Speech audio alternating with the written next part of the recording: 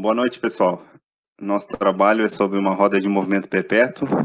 Os integrantes do grupo são o Douglas, o Guilherme, o Igor, o Kevin, o Lúcio, o Thiago e o William. A delimitação do tema ficou a respeito de como se deve a história e o funcionamento de um moto perpétuo, que é aquela máquina capaz de se movimentar constantemente e gerar mais energia do que consome para o seu próprio funcionamento.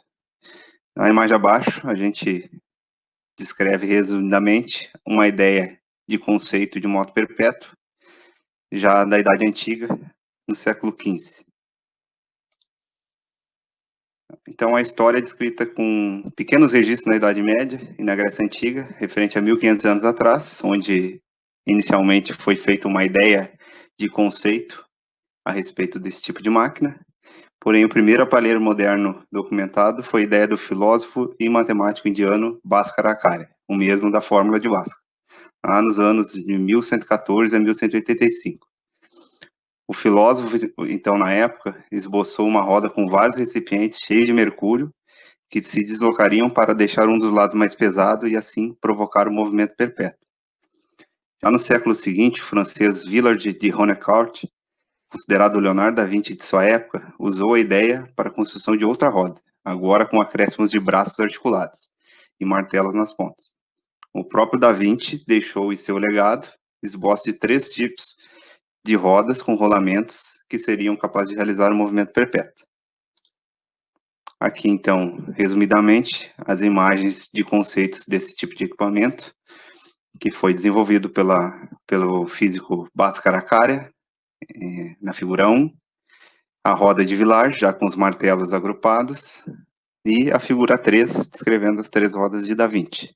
Todas elas conceito de antigamente, de máquinas funcionais, que gerariam mais energia do que consome.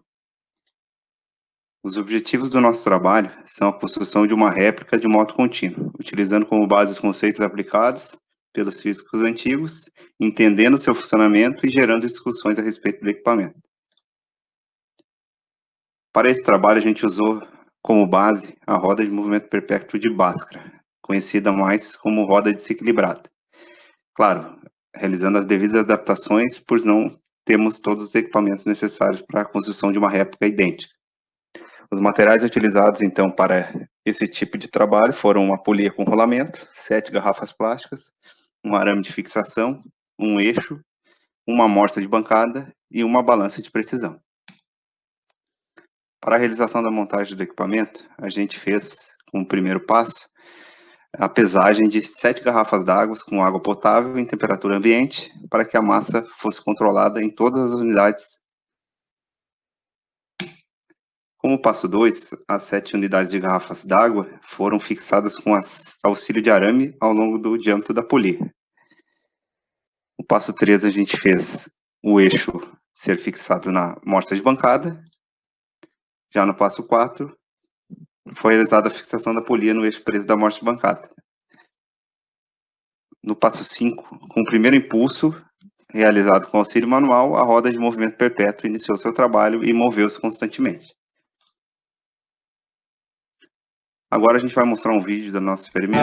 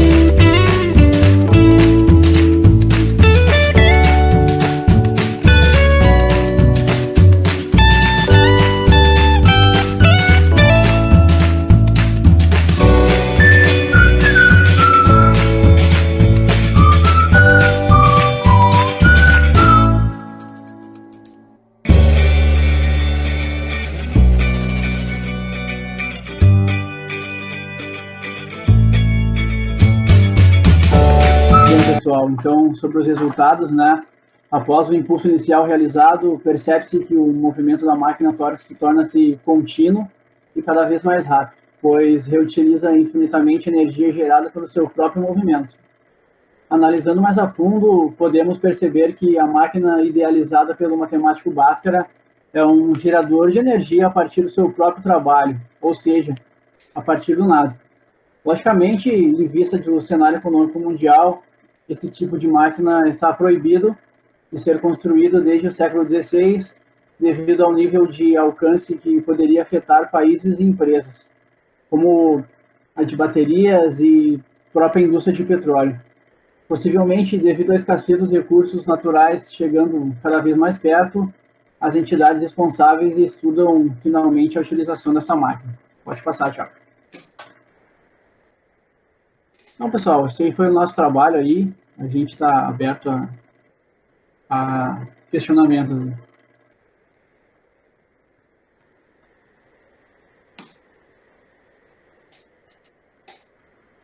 Bom, pessoal, obviamente, esse tipo de máquina não existe, né? E em testes, o movimento perpétuo até poderia ocorrer, pois as energias dentro do sistema deveriam se conversar entre todos os instantes. Porém, devido à disposição de energia térmica, sonora e principalmente o atrito, isso não ocorre. Físicos mais renomados já cansaram de provar que a existência desse tipo de máquina é impossível, pois iria contra as duas leis da termodinâmica. A primeira lei, né, como a gente já sabe, toda energia é conservada, né, nunca é criada ou construída. E a segunda lei, é impossível construir um dispositivo que aproveite toda a energia térmica inicial e consiga transformá-la de modo a ser utilizado. Além disso, esse tipo de máquina quebraria a lei áurea da mecânica, onde diz que o trabalho aplicado é maior ou igual ao trabalho realizado. Ou seja, nenhuma máquina pode existir com rendimento maior ou igual a 100%. E para o pessoal aí que ficou na dúvida, de repente, se poderia ser real ou não, né? Nosso experimento, talvez dar uma ligadinha pro Conso aí para, de repente, dar uma relembrada nos conceitos aí.